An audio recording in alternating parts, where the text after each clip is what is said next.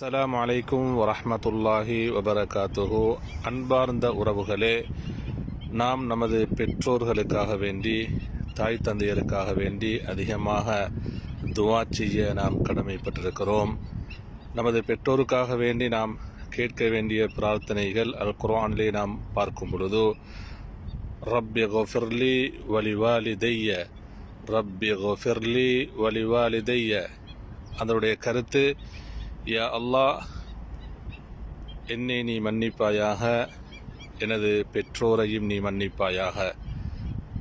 இந்த துஆவை நாம் அதிகமாக அல்லாஹ்விடத்திலே கேட்டு வர வேண்டும்.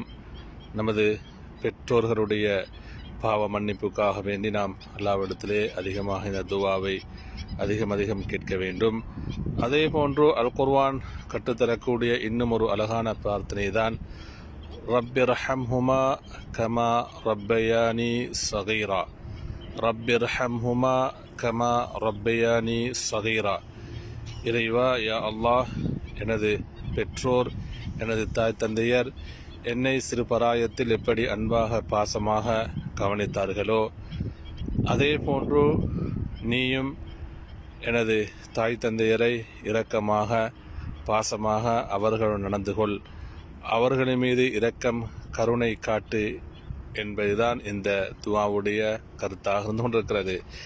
எனவே நாம் அதிகமாக நமது பெற்றோருக்காக வேண்டி இந்த இரண்டு துஆக்களையும் அல்லாஹ்விடத்திலே கேட்டு வருவோம்.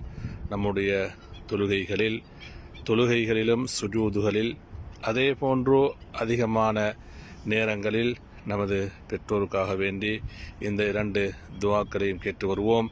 முதலாவது ரப்பி குஃபிர்லி வலிவாலிதைய, இரண்டாவது துஆ பிரார்த்தனை ரப்பிர்ஹம்ஹுமா கமா ரப்பயானி ஸகீரா.